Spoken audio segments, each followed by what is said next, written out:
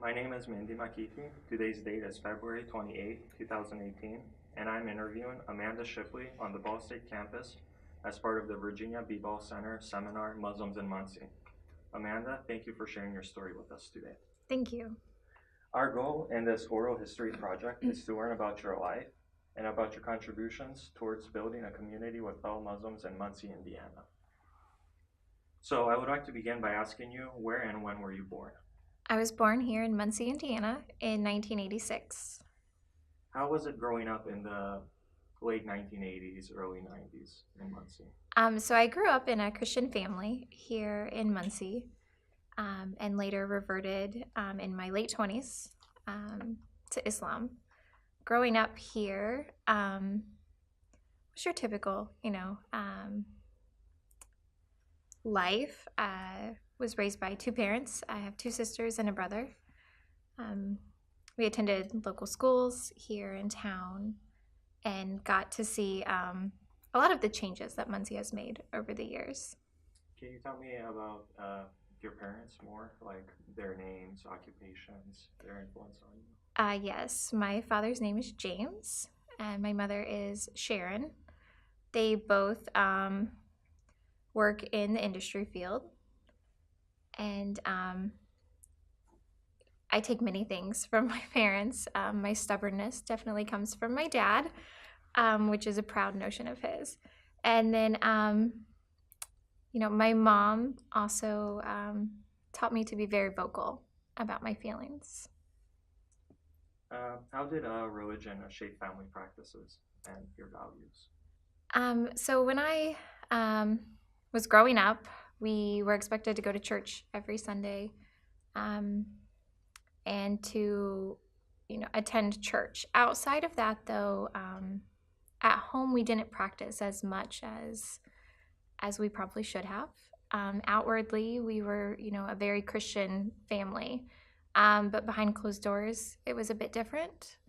My parents divorced when I was a teenager, after many years of issues between them.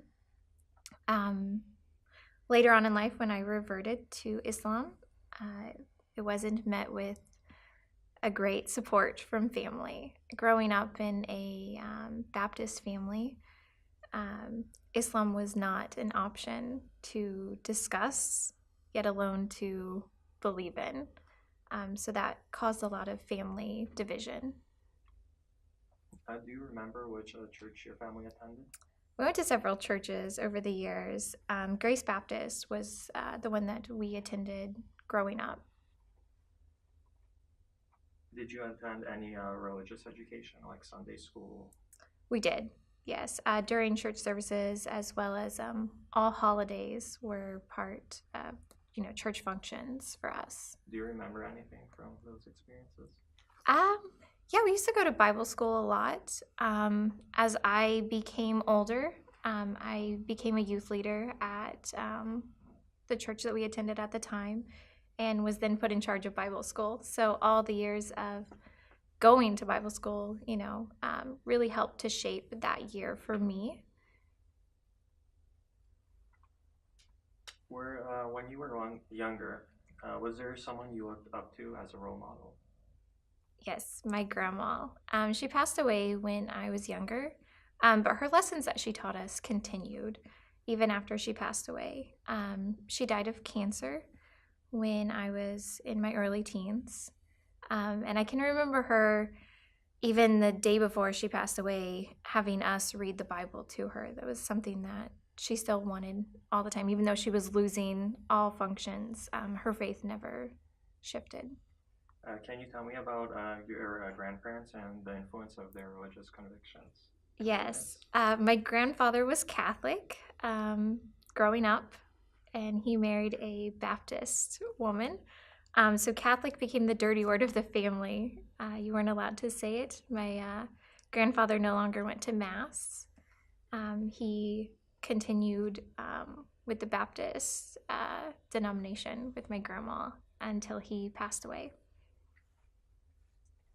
Can you also tell me about your schooling, about elementary school, middle school, high school?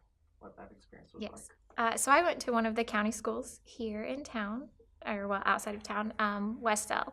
So literally a very small high school in the middle of a cornfield. So was very much raised to be a hometown girl here in Muncie.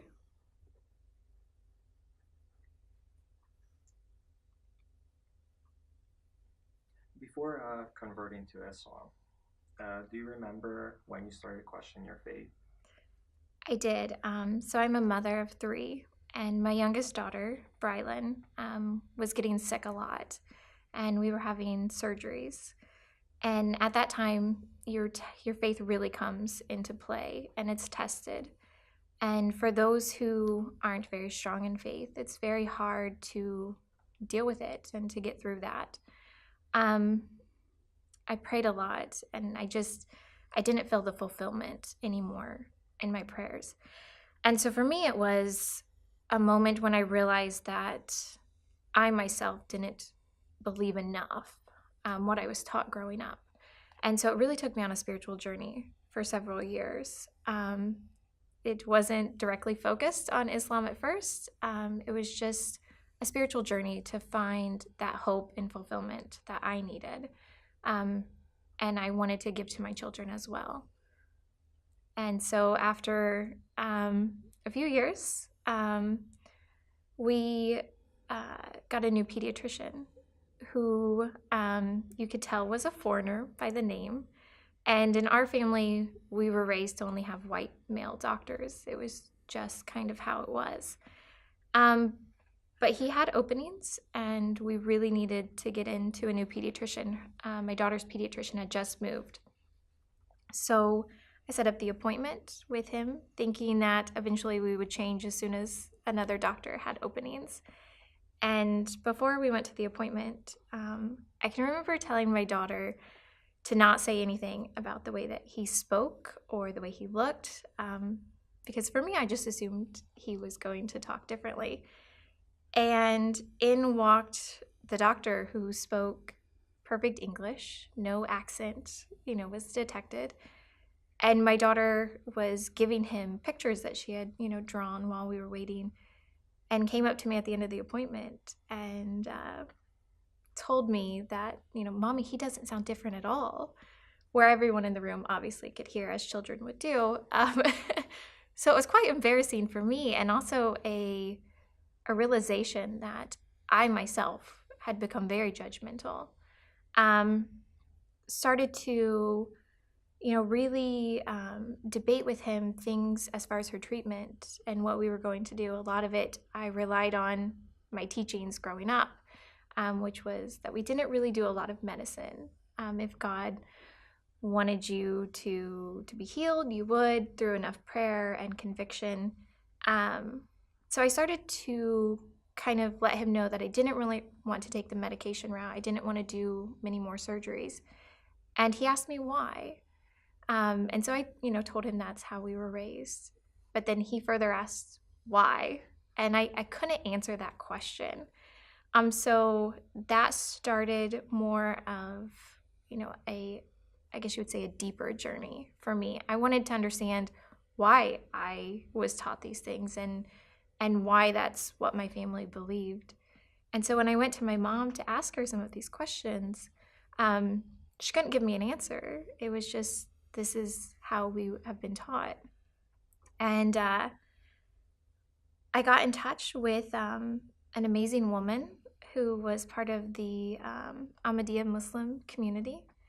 And we started to talk, and we became very close. She's now my spiritual mother. And from there, I went to my first meeting, started to learn, more about deeper knowledge of Islam. At that point, my knowledge was still pretty bland. And I had just heard of this group that was highly persecuted in other parts of the world. And it only made me want to learn more. And the more that I read and the more that I learned, the more fulfilled I felt. And my prayers became deeper for me. And so that really was a highlight in my journey. Going back a little, what were your thoughts about Muslims and Islam before you met this doctor? Before, I was I don't want to say the average American, but like many Americans, I let the news make up my mind, which can be rather scary at times. Um, without outwardly knowing it, I would say I was a closet Islamophobic person here. You know, I would deter my children from getting too close. There was that fear that I had, a very ignorant fear that was based on lack of knowledge and understanding. When you first learned about Islam, was this part of Coffee Cakes and True Islam? Was it? It was not. It was prior to that. Coffee Cake and True Islam is a grassroots project that our community started. Um, and it's in all parts of the world now. I did attend pre-converting to Coffee Cake, which then helped along with my spiritual journey.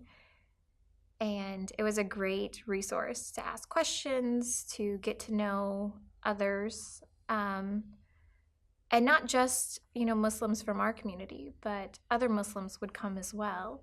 It was great to see the diversity within the group. How did you find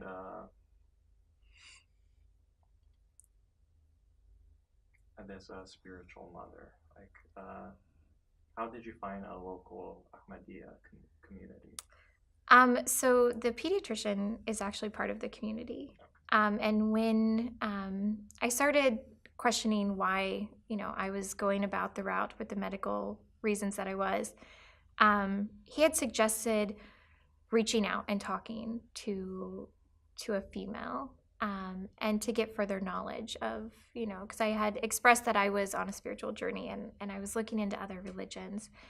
And he told me he knew an amazing woman who was very strong in her faith, and he put me in touch with her. So, could it be said that she was your biggest influence to converting to Islam?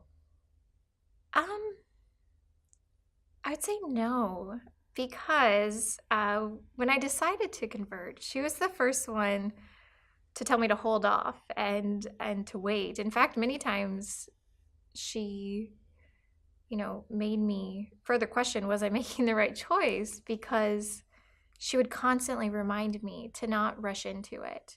And that although, you have this amazing feeling at the beginning, to make sure that it's pure and it's something that is truly deeper than just, the beginning feelings. And so she was partially my biggest supporter, I guess, and biggest influence. But at the same time, she was the one that really tested me and made me think. Her husband, my father, would probably be the one that I would say was actually my biggest inspiration. He is an amazing human and very loving.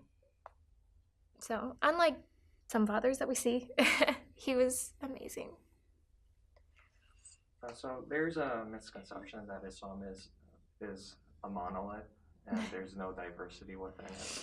So what in particular brought you to convert to Ahmadiyya Islam?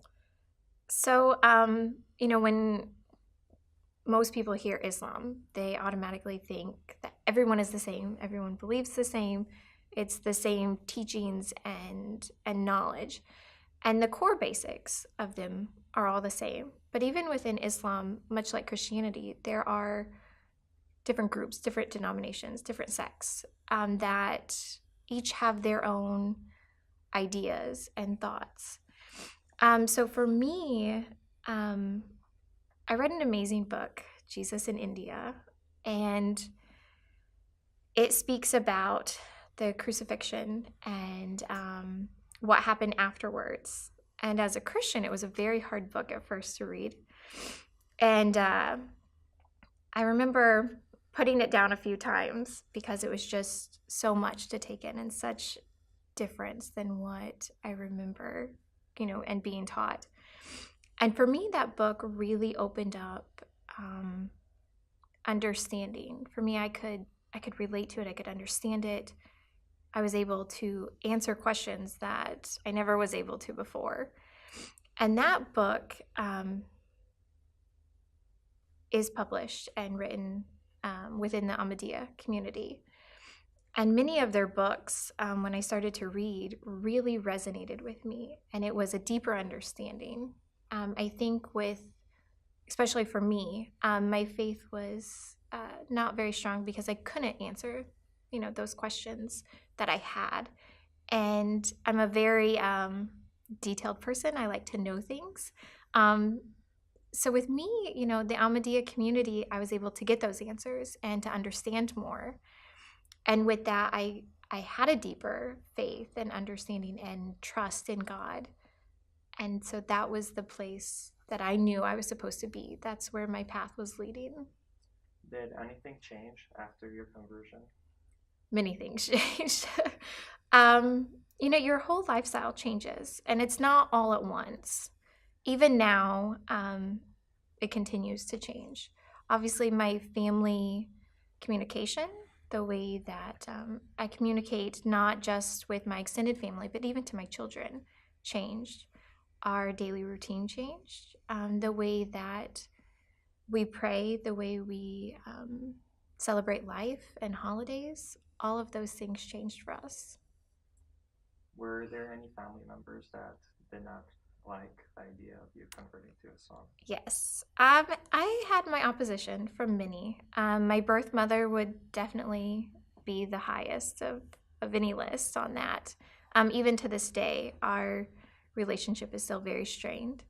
For her, it was a hard understanding why I would go against everything I was taught as a child in her mind. Many of the Christian values are also Islamic values.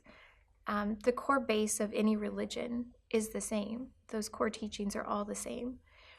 And my Christian upbringing actually makes me a better Muslim because of those teachings and because of what I learned growing up. But for her, it's still that I gave up on everything that I was taught as a child. And essentially, I gave up my eternity. Besides your father, was there anyone else that was supportive of your conversion? My brother and my cousin actually gave me my first prayer rug. So once I started to talk to the family about my studies and what I was actually going through and that I wanted to convert, I got a lot of opposition, a lot of questions. And he called me up one evening after we had talked to family, and he's former military. He was a Marine. And he told me that on a few of his trips overseas, he had bought some prayer rugs that he had never used. He didn't know why he bought them. He was just drawn to them, and so he bought some. And he told me that he wanted to give me one and asked if we could meet, with the stipulation of kind of not telling family. So we met up, and he had all of these prayer rugs in the back of his car, and he just said, pick one. And so I remember getting my first prayer rug from my cousin, and it's still the same prayer rug that I use every day. Did gender expectations change after you converted to Islam? Oh, obviously yes, but not in the way that most people would assume that they changed. Islam gets the bad name of being very anti-women, that women are property and looked down upon, they're lesser than men. And what I found out is that it's quite the opposite. Women are very highly regarded, and essentially for me and my feeling towards it, are more put on a pedestal than other religions. Women are given rights far beyond what even Christianity gives.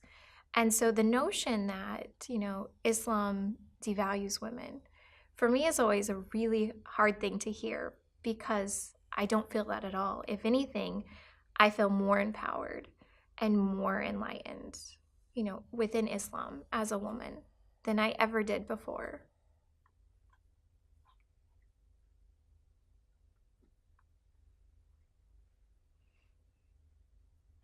Wearing a hijab is very important for women within Islam. Can you explain to me your journey to the Yeah, so when I first started to really, find my way within Islam, I can remember thinking I'm never going to wear a hijab, that there's just too much misconception. It essentially puts a target on you. It's very easy to pick out a Muslim woman. And as I read more and I understood more about Islam, the essence of what the hijab really means really spoke with me, and it resonated within me. And so I began to wear a hijab. And at first it was people give you different looks, they treat you different, they look at you different. People that I had talked to in the past every day began to speak to me differently. And so that was a learning curve. But there's also hardships that come with it. For a while, I stopped wearing it because of an incident that happened at Walmart with my children. And it was this lady who approached me and ripped my hijab off and told me that we're in America. You don't have to wear this anymore. And what she didn't realize is that I chose to wear it. This was my choice. And my two daughters were with me, and they were very scared and confused at why this woman had done this. And she was very loud and aggressive. And for me, I didn't stop wearing it because I was scared it would happen again. I stopped wearing it for a while because I didn't want my kids to see that. And it wasn't until someone asked me why I had stopped wearing it that I realized that I had let this woman, who I'd never met before and probably would never meet again, change my feelings and my devotion. And so I've worn it ever since. And regardless of things that people say or do, it doesn't change my conviction and my feeling of wearing it. You've mentioned that you have children. Yes. Can you explain their reaction to your conversion? Yeah, my daughters took it really well. How old are they? 9 and 7. And they are probably mommy's biggest supporter on it. To the extent that sometimes even a bit too much. When we're out in public, if someone says something to me, my girls are the first ones to jump on it. And, she wears this because of her religion and it's her choice and she chooses to, which is sometimes a good thing and a bad thing. But they are my biggest supporter. There are still things that they don't understand. For example, why we don't celebrate Christmas the way that we used to, why Santa doesn't come to the house anymore, why mommy lied about Santa. I don't know if I can say that, but so it was, for them, that kind of change. They also got to see their mom change, both internally and externally. They got to see her respect herself more and talk differently. The way that I approach them with problems and issues is different than I did before. And my 9-year-old loves it the most because she says that I am less strict and hard on her, because I do it in a loving way more now than just the reactive way. So for them, it was a great change. Did your conversion affect your sense of identity in any way? I think it highlighted it. Before I used to be very self-conscious, very people-pleasing. I had to have everyone like me. I had to have everyone agree. I had to agree. I felt that I needed to conform to what others wanted me to be. So really, I didn't have a self-identity at that point. Without realizing it, I changed to be what people wanted. And when I converted, that at first still was, a learning period, but now it's not even a concern or worry. People are going to dislike me because of whatever reason they do, and that's okay. For me, at the end of the day, I'm not here to please anyone else. I don't live for this world, but for the hereafter. And if someone doesn't like me for being genuine and honest, there's nothing I can do to change that. I can be as loving and caring towards that person regardless of their discourse, but it doesn't change who I am and what I believe. So if anything, I think converting gave me my identity. With this in mind, do you see yourself first as an American or as a Muslim? I am an American Muslim. And they're one and the same. I can't say I put one above the other.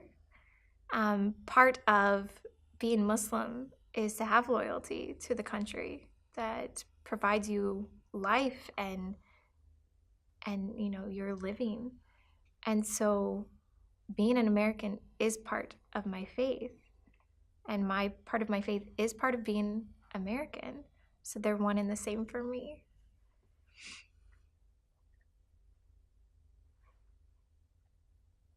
When you converted to Islam, how did you meet other Muslims? Obviously, started off with going to different mosques or centers, and then our Jamaat events. I've went to peace conferences that bring Muslims of all different, beliefs together, as well as other religions. And it was really putting myself out there to meet other Muslims. Even here within Muncie in the schools, my children go to school with other Muslims, and getting to see the parents at school events or pick up at the end of the day. Now you get a bigger family and a bigger community. Within the within other religions, you don't automatically assume what someone believes, I guess. It's kind of just a given here in America that you assume everyone is Christian unless they look different. Especially a woman in hijab. For me, wherever I go, I can greet that woman in the same loving way, and they're going to greet me back. It is that unspoken unity that I think the Muslim community has within itself that a lot of people take for granted. And I think as a convert, I get to experience and feel that, knowing that it wasn't always like that for me. Is there a large Ahmadiyya community in Muncie? There is not. The Ahmadiyya community as a whole is one of the fastest growing and largest Muslim community, in the essence that we are all connected under one Khalifa.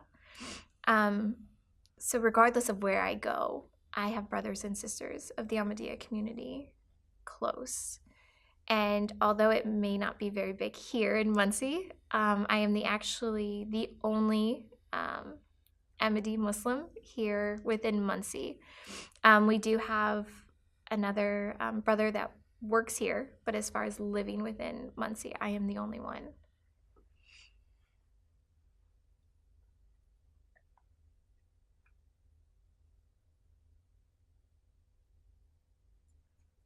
What is your relationship with Muslims of diverse races, ethnicities, and sects? So I don't really look at anyone differently. One of my closest sisters is an African American Muslim in Las Vegas. So not only do we deal with the time change, but she is one of my closest friends and sisters. We met. She is also a convert, and we met not too long ago, within the last year. And our bond is stronger than many other friendships that I have. Um, within every community, you're going to have diversity, and it's how we approach that diversity that really matters. And I think even in 2018, if we continue to look at someone's race or gender, or even religion, if we continue to look only at the society labels that are given to us, we're never going to advance. And it's taking away those labels that really make us be able to progress forward. And so for me, that's a big thing to keep daily reminding myself. Because I do think that we're all inherently, in some way, bred to look at that and to determine off of that. And it's a highly, misconceived notion that we have to fit into the labels that society gives us. And it's taking those away. That's the important thing. Do you have any relationship with the local Muslim community in Muncie, with the Islamic Center? The Islamic Center, I have been to a few times. Richard McKinney, who is the former president of the Islamic Center, came to our Coffee Cake and True Islam meetings here in town. I've also been to a few other events with him as well, where we both were able to talk about Islam as well as our own beliefs within that. I've also met with Bibi Brahmi. She's an amazing supporter here in Muncie and a great addition to the Muslim community. There are also several others that are parents of students that are friends with my children.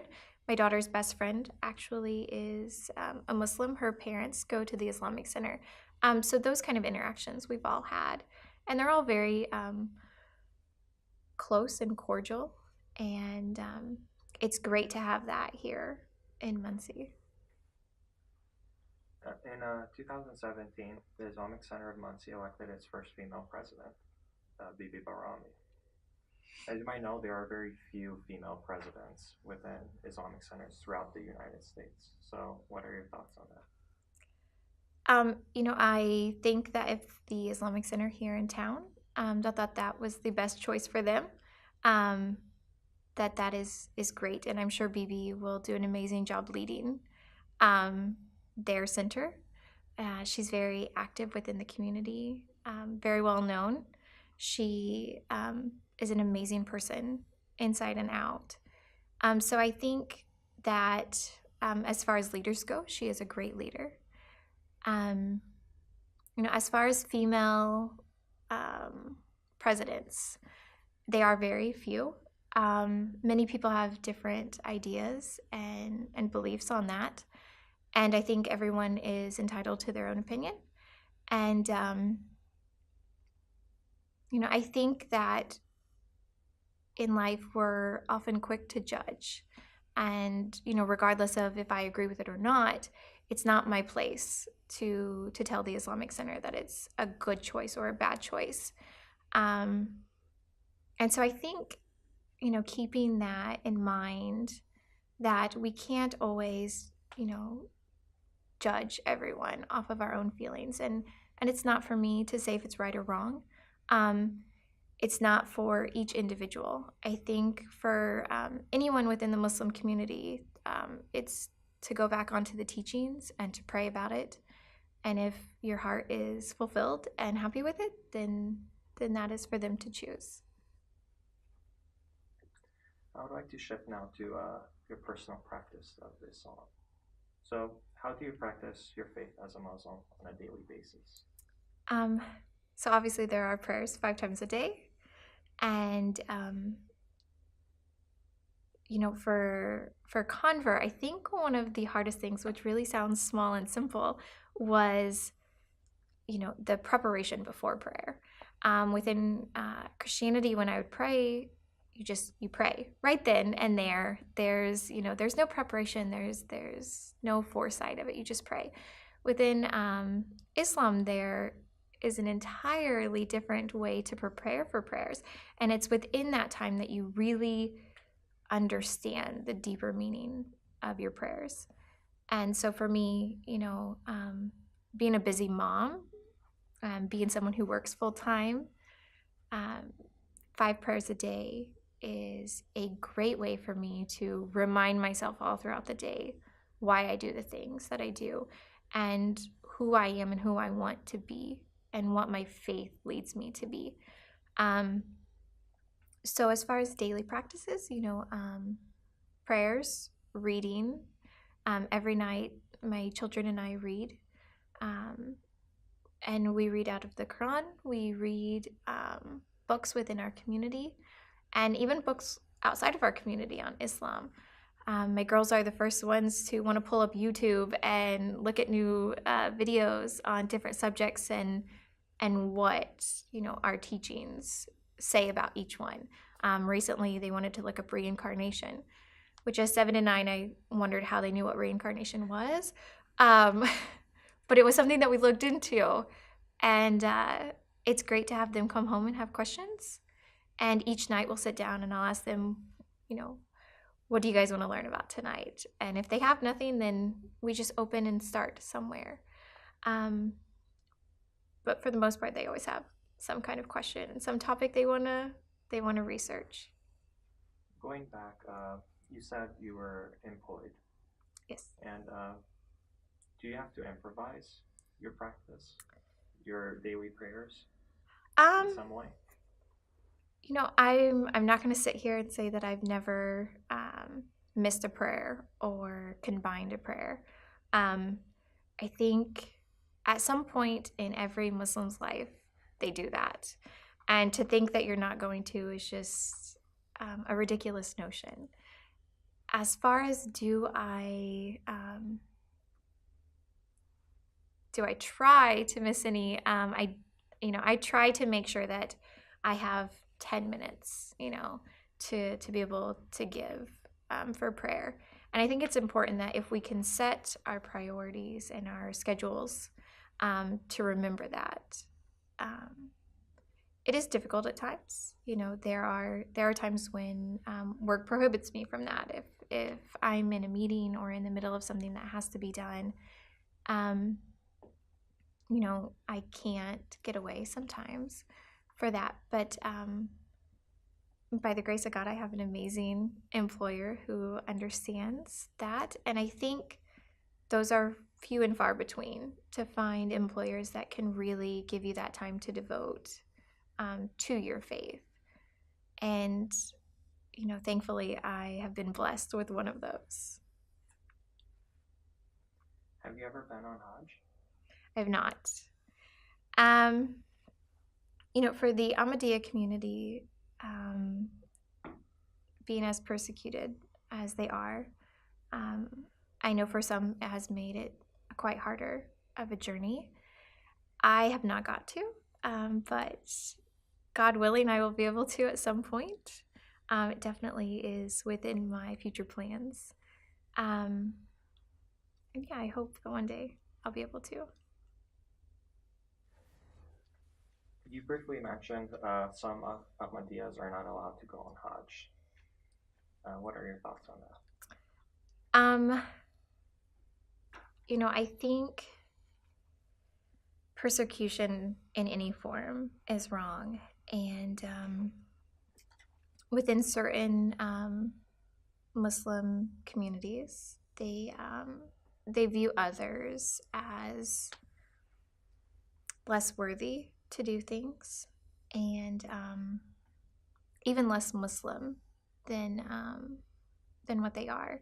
And I think within that, they lose the knowledge and remembrance that it's not for them to judge, and it's not their right to tell someone that they can't or that they're not Muslim. Within the teachings, that is something that is highly, emphasized, that, I can't judge if someone else is a Muslim or is not a Muslim. If they say they are, then to me, I have to respect that they are. So I think anyone who goes against that is going against God's will, and to hinder anyone from making a spiritual journey in any form is is completely wrong and devastating, I think, to the entire religious world, regardless of what religion you are. You know, I was able to go to Jerusalem over Thanksgiving break, and many of the sites that you go to are more Christian or Jewish centered. And as a Muslim walking in, especially one with a hijab, I don't think that anyone should stop that spiritual experience for me, whether they think that I will value it as much as the next person, or if it has a deeper meaning to me. I don't think we should stop anyone from those kind of spiritual journeys, regardless of where it's at or what they believe. So even just aside from the fact that some people believe that Ahmadiyya Muslims shouldn't be able to, putting that aside, anyone that hinders anyone's religious practice is going against what God has taught us all to do. So for that alone, it's a hard thing to understand why other people would do it. Have you ever faced any discrimination based on your Ahmadiyya belief in the wider Muslim community in Muncie in the U.S.? When I was still going on my spiritual journey, I had spoken to many Sunnis before converting to Ahmadiyya. And the way that they spoke about the community and the way that they deemed them non-Muslim, even before converting, for me, hurt. And it hurt because, it's not, like I said, it's not someone else's right to do that. And for anyone to think that someone is less Muslim than them, I think speaks volumes of their own faith and their own knowledge of the teaching. So I definitely have seen that repercussions. And I've also, spiritual family-wise, have family in Pakistan who I know goes through persecution on very many different levels. Over there are laws against our community. There are people who are jailed just for saying that they're Muslim. And for me, that's invaluable. And I still can't grasp how people can be that harsh and that mean-spirited and mean-hearted. So it definitely happens. I think, though, focusing on change instead of constantly feeling sorrow for the discrimination, I think making sure that we remember that it's there and it's real, but how can we move forward? What can we do to change this? I think is something that everyone has to eventually come to that point, or it's never going to change. And I think that if other Muslims can see what, the Ahmadiyya community is doing and how they are, preaching the teachings of Islam and emulating that to the best extent that humans can. Not saying that every, Ahmadi is perfect. Obviously, we're not. We have flaws. But if other Muslims can really open their eyes and their hearts to seeing what the community does and what we believe in, what we teach, and what we're hoping to spread about Islam, if they can see that, I really think that would change their opinion. And I think that that's something that the Ahmadiyya community is really trying to do, not only for other Muslims, but for all of mankind, to show that Islam is not this evil thing that people think that it is. And it's a very loving and peaceful religion in itself. Do you see any progress? I do. We are in the world of social media. We're in the time where you can get on the internet and find anything, fact or fiction. And I think that I've seen a great change in it. There are many people who speak out against Islam on a frequent basis. Pamela Geller would be a great example.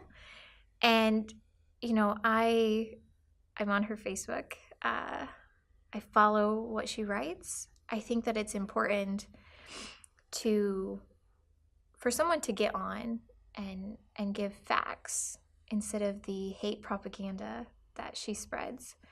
And I don't think it's my thing alone to do. There are other Muslims that get on there and talk and give facts and give exact quotes and teachings.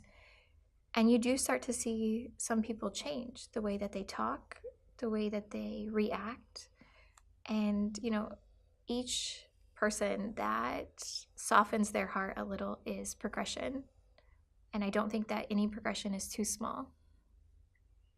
Going back to your personal practice, there are a lot of misconceptions about the word jihad. And what are your thoughts on that, and how important is this concept to you? So jihad literally means struggle. That struggle can be as small as I have a personal jihad of chocolate. I love chocolate. That is a struggle for me. I have many others, but people often take it as a very violent connotation, and it's because that's how it's been perceived by the media and by the Western society, that it's a very violent thing. And I think that if people really understood what it means, we all have our own jihad, and we have many, and they happen every day. And it is those struggles in life that we have to overcome. There are people who take it to an extremist term, and I think it's important for people to know that they do not represent the teachings, and they don't represent what a Muslim is supposed to do and the way that they're supposed to behave and conduct themselves. And, I think that if people really opened up and looked at their own lives and their own society, we would find that there are always going to be those who go against the laws and the teachings of whatever they practice. And that in no way reflects on the belief as a whole. And so when you hear the word jihad, people automatically go towards the negative. And I think if we can, as a society, not even, the Muslim community, but as a society, can recognize the difference between someone who is claiming a violent jihad and what jihad truly, in its pure form, has meant. I think it's important to be able to distinguish those, and it's up to everyone to come to that, realization through teaching and through knowledge and through understanding each other. Is it difficult for you to attend Jumu'ah prayer, being the only Ahmadiyya Muslim in Muncie? As far as community-wise, Jumu'ah prayer is a struggle for me. Here within Muncie, we don't have a center for the Ahmadiyya community. Our center is in Lebanon, Indiana, which is about a 2 to 2.5 hour drive, depending. So for me to get there for Friday prayers, that's a 5-hour round trip drive, plus being there. Being a mom with children who have to be picked up from school, it does present its struggles. I am able to listen to Jumu'ah prayers based out of our headquarters in London with our Khalifa. So I am able to participate in that way. As far as physically being able to, it is a struggle.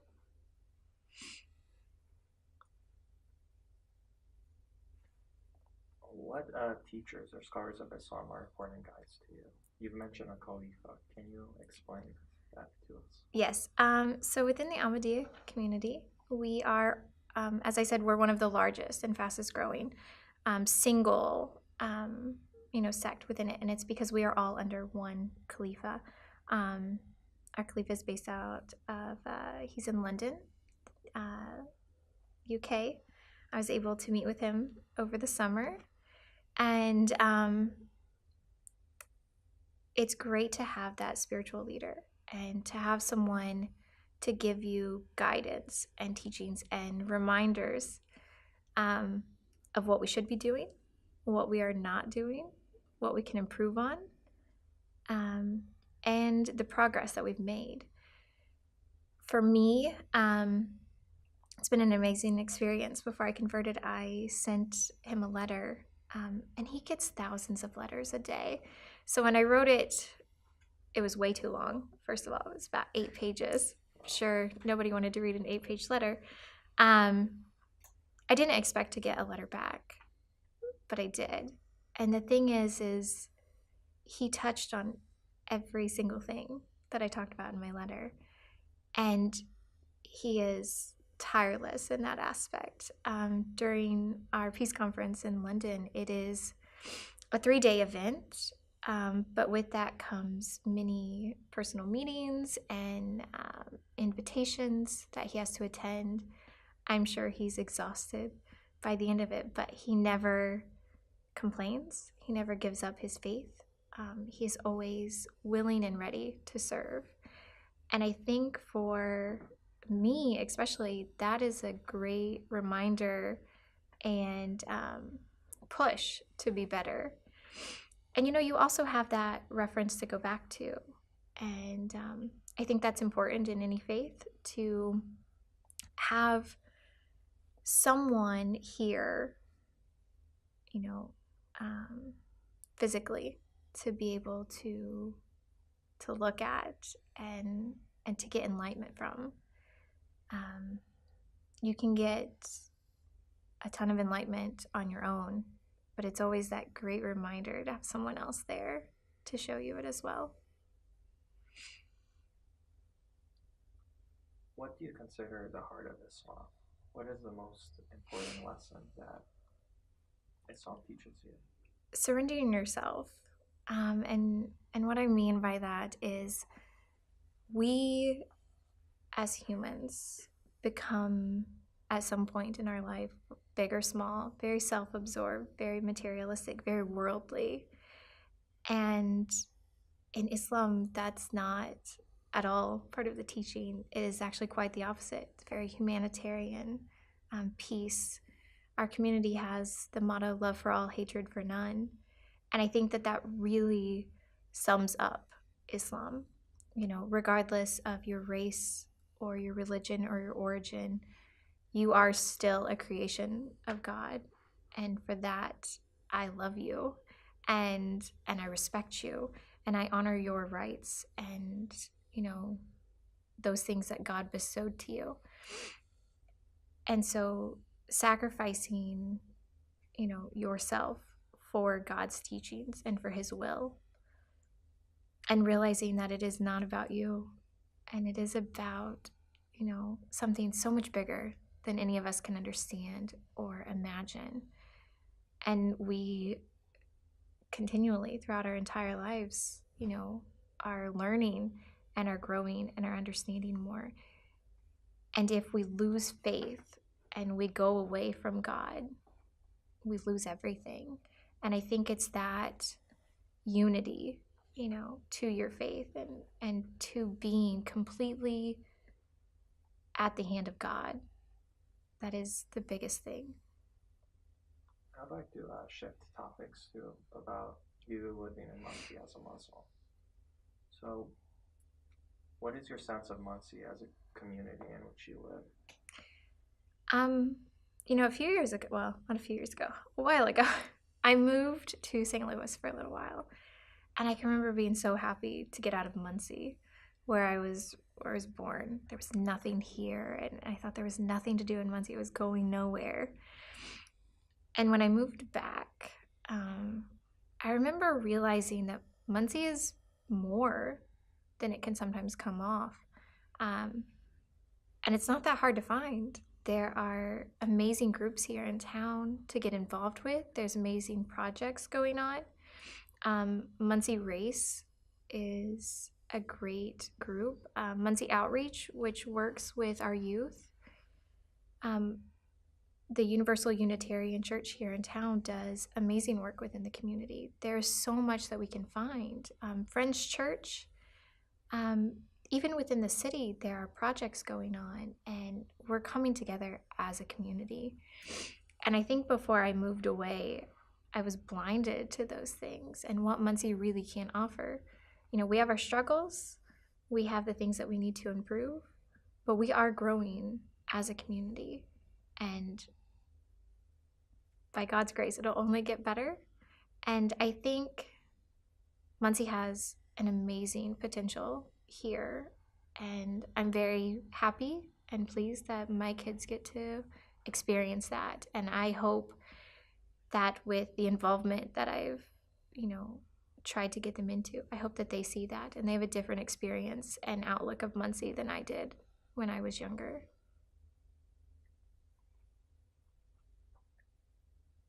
Have you faced discrimination based on your religious identity besides the hijab incident? I have. I actually posed this question on my Facebook to some of the other sisters as well. And I wanted to get, some of their experiences as well. And at the core of it all, I had a ton of messages come in about the discrimination that we face as women. Even as simple as finding a new career or a new job.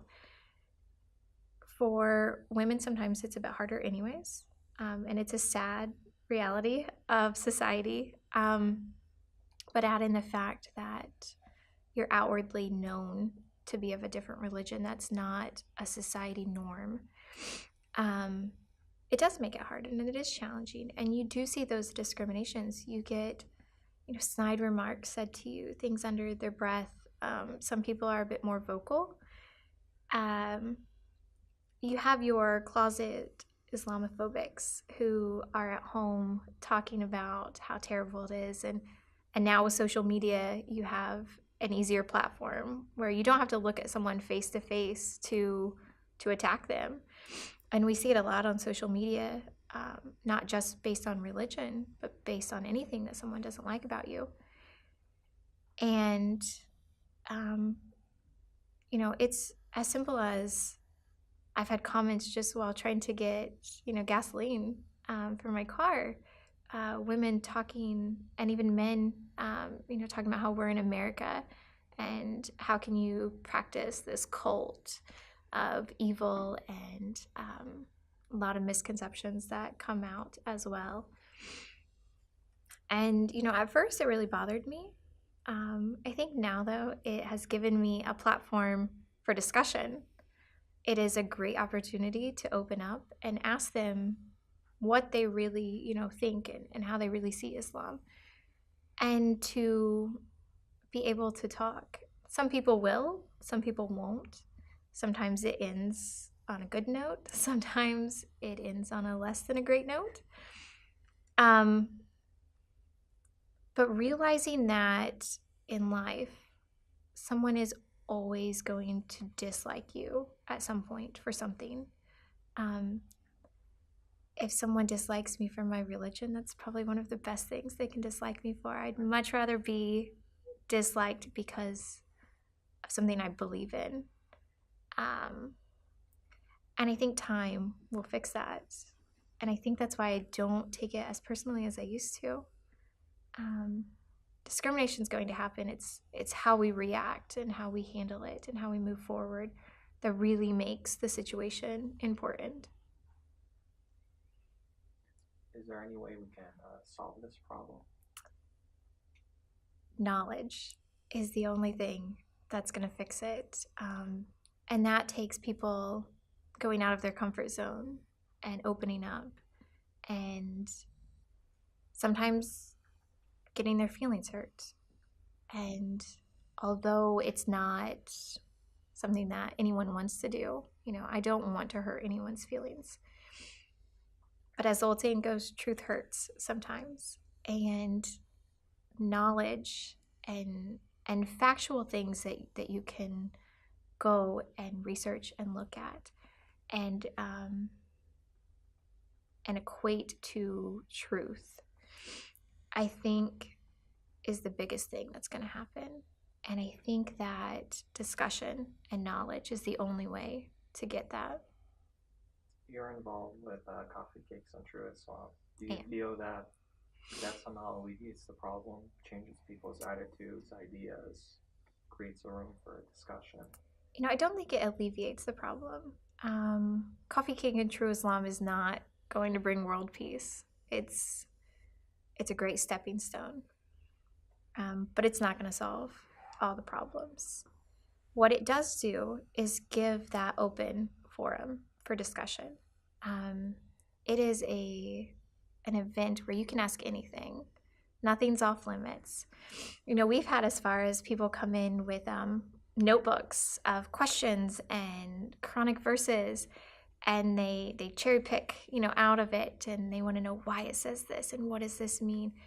And honestly, those people are the ones that I like the most coming to Coffee Cake, because it truly does change, whether it's their perspective or the others in the group, to be able to open up enough to ask the hard questions that people don't want to ask because it might not be politically correct.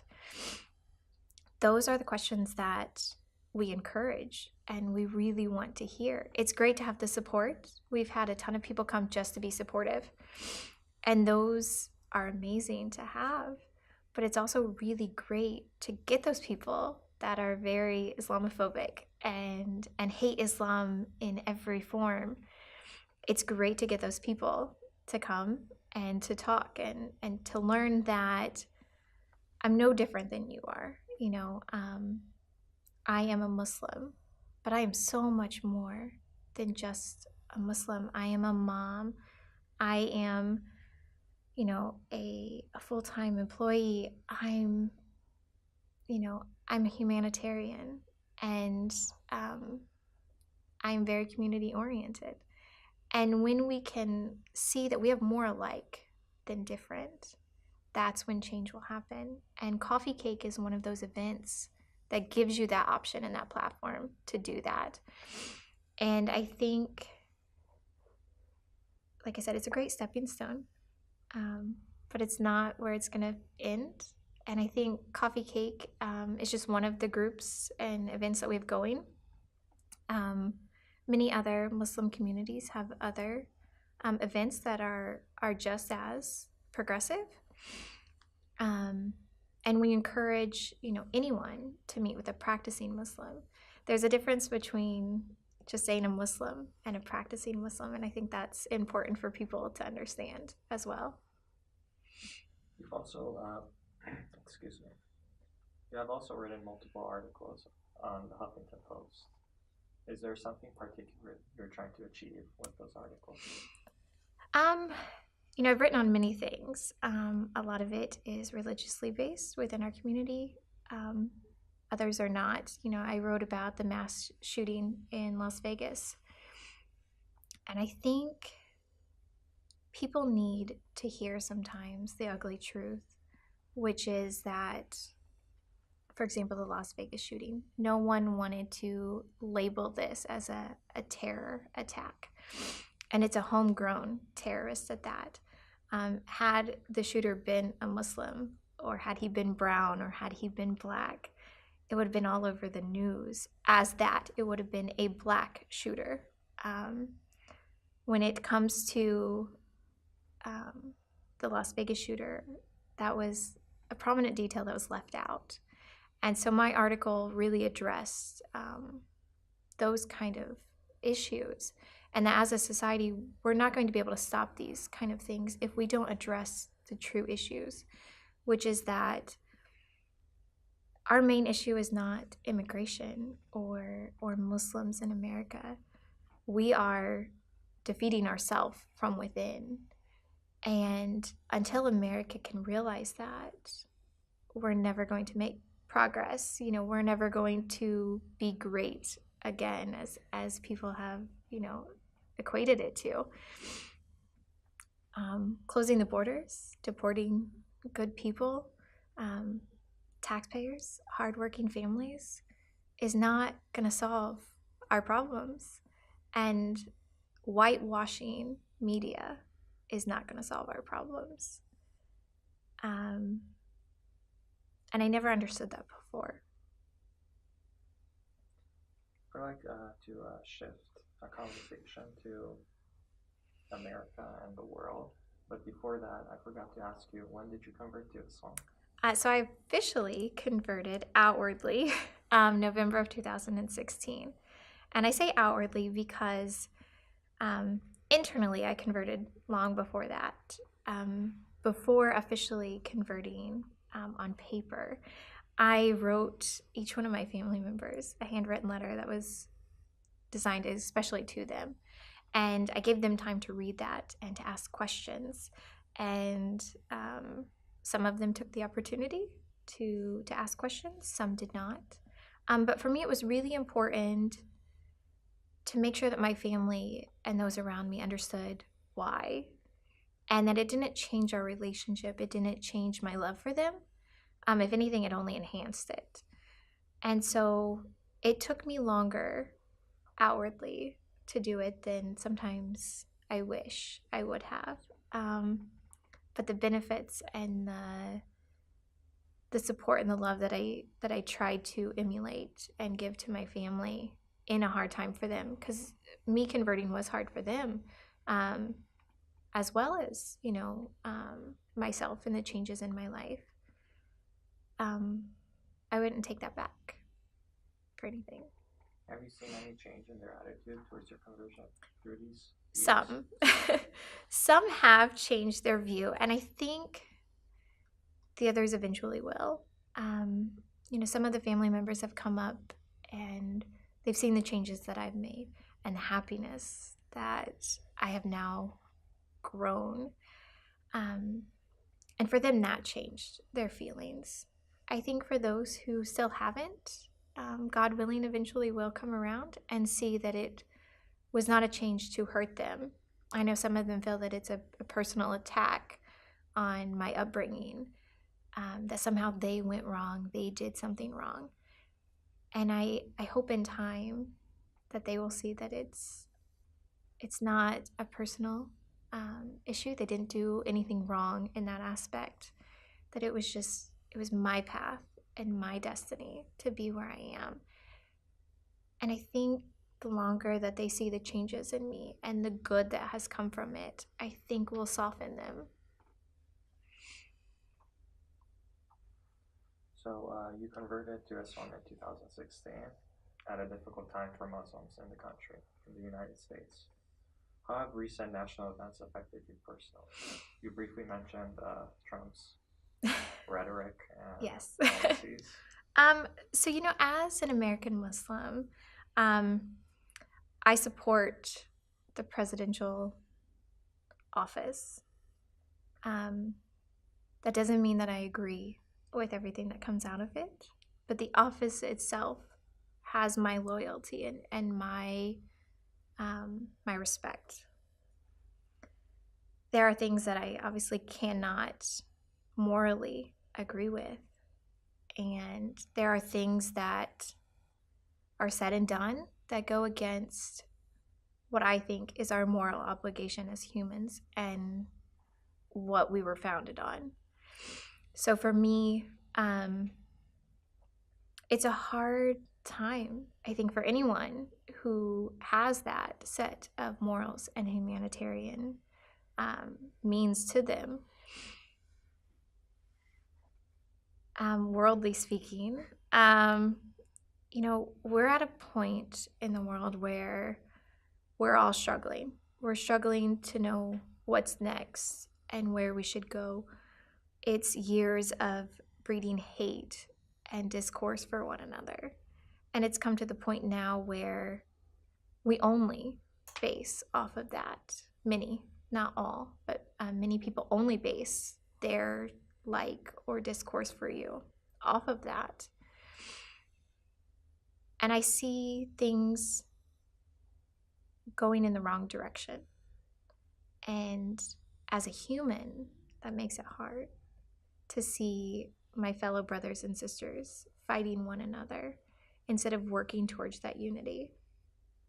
And we have leaders that are in place that only promote and, in fact, heighten that division.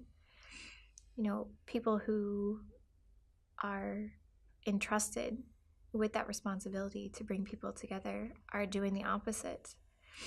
And I think it's come to a time where we have to stand against that.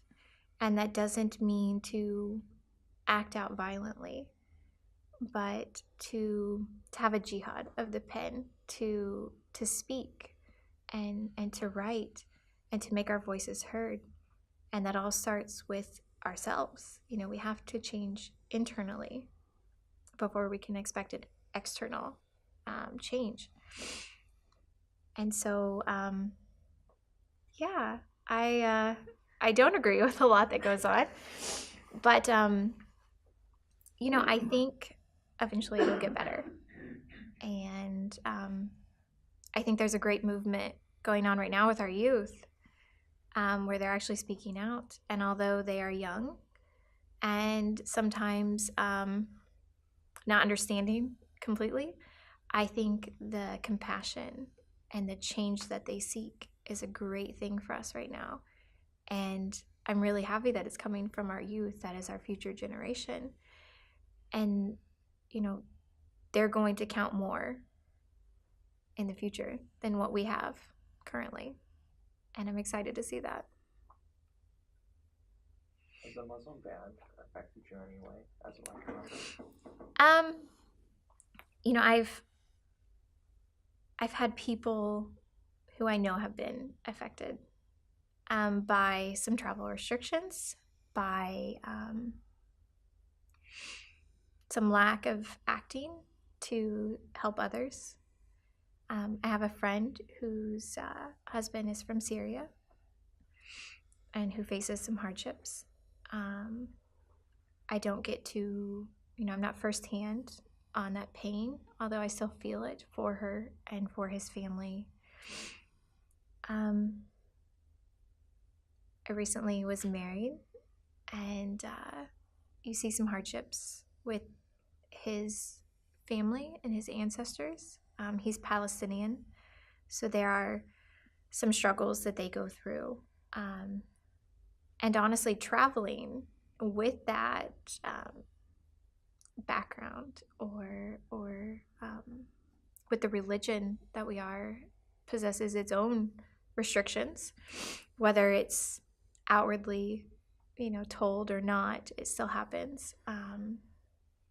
A Muslim ban, written or unwritten, is still going on to a higher extent than what we even understand. And too many are affected by it. Looking back in retrospect, do you remember anything about the events of 9/11? I do. I remember a lot actually about it. I was still in high school, and I was in social studies when the first plane hit. And it's right before the lunch bell for my sister, whose husband was in the National Guard. Well, not her husband at the time. Her husband now was in the National Guard. And I remember asking to be excused from class, which at that time teachers pretty much just let you. And I remember going to lunch to see my sister, and she was crying. Sorry. She was worried. He was not deployed at that time, but shortly later he was. And I know that it was a struggle for him. And I think my conversion only made his later life harder for that. But I remember being scared. I remember that shaped a lot of my thoughts. And looking back, I think my youth definitely got the best of me back then. My lack of knowledge and understanding of how media works and the events that happened. We had people that we knew um, that day that their lives changed or were gone. And yeah, I think that was a really hard day in America, and it will continue to be a hard day for everyone, Muslims included. And sometimes that goes unnoticed. I know that as far as social media wise, that's the first thing people want to throw at you as a Muslim. You know, I learned everything about Islam that I needed to know on 9/11. And what they don't realize is what happened on 9/11 had nothing to do with Islam, and it had nothing to do with practicing Muslims. Lives were lost, families were changed forever. Our nation was changed forever. And we're still paying for that to this day. And that's something that still resonates, you know. 9/11 happened, and every year on 9/11 we remember that day. And some of us remember it wrong. I know this last 9/11, my children's school had an event, and some little boy told my daughter, "Your mom did this." And it was hard to hear my daughter cry about it. And then for the school to inform me that she must have misunderstood what he said,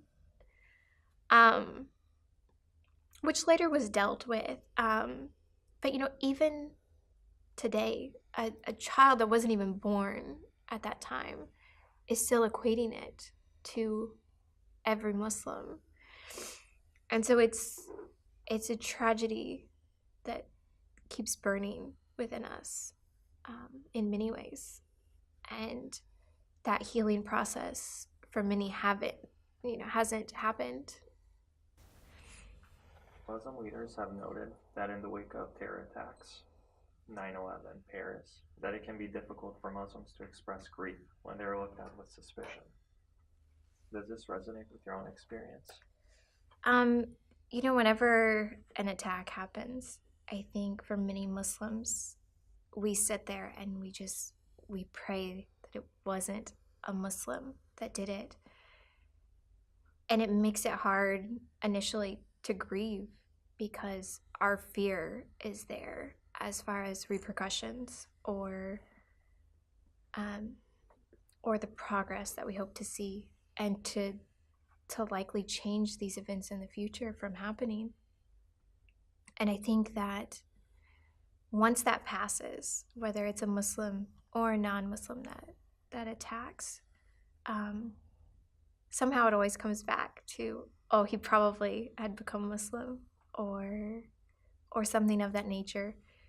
And in that time, you know, we're grieving the loss of lives, and many people take it as fake and just for show, especially if those who commit the attack claim they're Muslim. And it's this notion that all Muslims should have to pay for one person's choice. And it's a poor choice, and one that goes against everything that they claim to follow. And we as a community have to not only hold off on being able to fully grieve, we then at the same time have to denounce this person as if he speaks for us. And that presents its own struggles. You don't get to fully grieve as others do. And you have the fear of grieving too loud because it brings up being attacked or being threatened. You know, I can't tell you how many times I've gotten threatening messages afterwards because I am a very outspoken Muslim, and how many times I've been threatened because of other attacks. And I know that many others in the Muslim world get these same kind of responses. And so it makes the grieving process hard. Not only are you grieving for the lives that are lost and for those who are forever changed because of that, you know, in essence, you grieve for every Muslim that has to go through that pain plus their own fear and worry of repercussion. So it makes it hard. It does. And it makes it, I don't want to say hurt worse, because I can't begin to imagine the pain that others go through at these attacks. The security of everyone is important. And even as Muslims, it can happen to us just as much. The victims can be of any religion. Hate has, unlimited bounds. It doesn't see just race or religion or color. It attacks and affects everyone. And so when these attacks happen, and the Muslim world is put on the news as an evil ideology and as this violent, force, it completely is not representative of the Islam that practicing Muslims follow and the true teachings that we believe in. And so within the grieving process, it also prevents us from being able to ourselves be safe in those times. Weeks after terrorist events happen, Muslims are very much the target of the anger and the aggression. And so it sets aside a portion of you in that grieving process to also worry about your family and yourself, as well as trying to understand the tragedy in itself and understand how someone who says that they are Muslim could do this, and what went wrong in their teachings, and who led them, to this false idea of Islam. And so it makes it a very complex grieving process. You briefly mentioned that you attended a peace conference in London. Was there any change of people's attitudes towards Muslims compared to that in the US? While you're in the peace conference itself, it is a very open and loving feel of all religions that are there. And there's news and media that is there. And they're all very open, and they love the feel, and they love the speeches and the environment. I was in London for 9 days. 3 of those days were for the peace conference.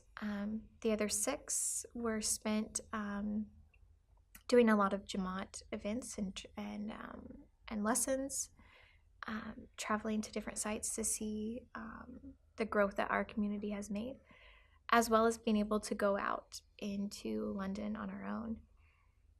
And it was a group of us women who all traveled together. We were U.S. delegates.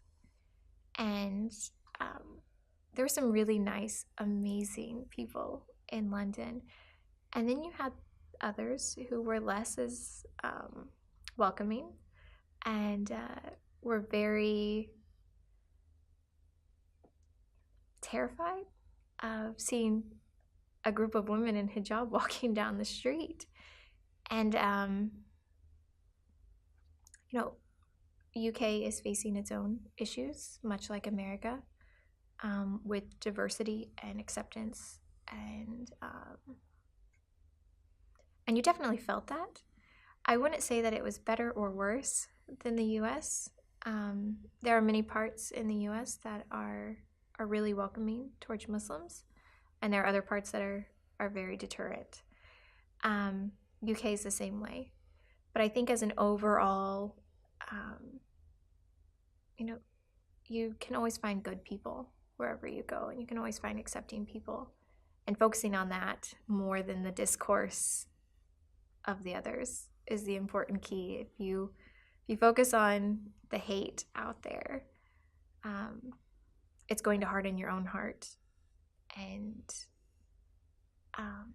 the people of London gave definitely both sides of that. And so try to focus on the good. What are your hopes for the future? Hopes for the future.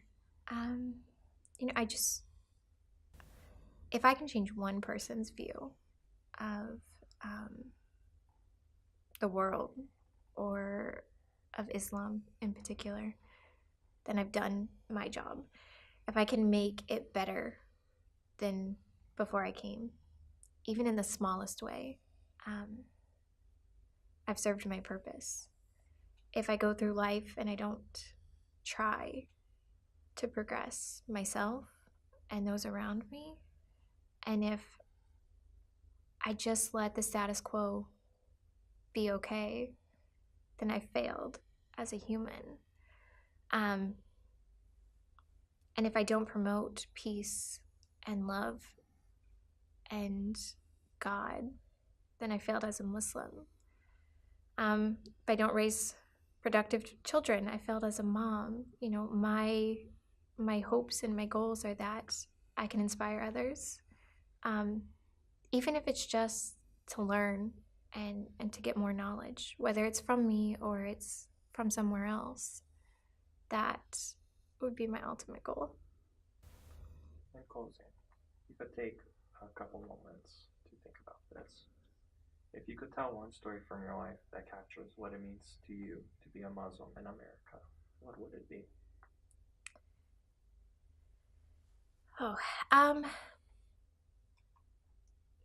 I've had many non-Muslims talk to me, and there's a lady out of Canada who is non-Muslim who continually every week will send me these inspirational messages of keep up the good work, you inspire us. And to me, it never ceases to amaze me that I don't understand what she sees in me. Because it's not me doing it, when I write, it's not my feelings alone, it's the teachings, and it's God's message to us all. And it's something that has happened over thousands of years, and I continue to grow from those messages. And it makes me want to learn more and to read more, because I want to be that person that they see. And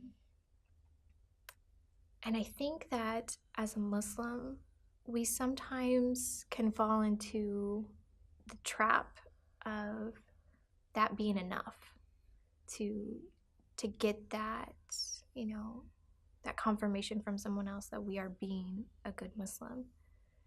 But for me, it's getting that reminder that I'm not there. I haven't reached that potential that I can. I haven't reached that spot in my life where I can say, I've got it. And being a Muslim in America, it's so much more than that. It's about realizing that I'm never going to make it there in my life, but never ending that advancement and that knowledge and that learning of what I believe so much in. And to get to that realization that we are ever growing and ever evolving and ever changing. Our teachings never change. It's always been there for us. And whether we understood it at the beginning or not, we continually grow. And to realize that is really the essence of this life.